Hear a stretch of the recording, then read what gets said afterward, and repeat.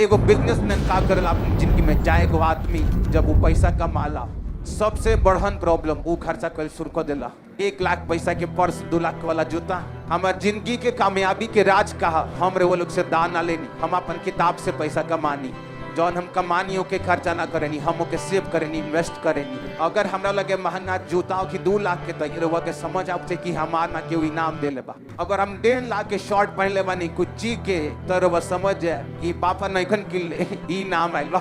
Hallelujah.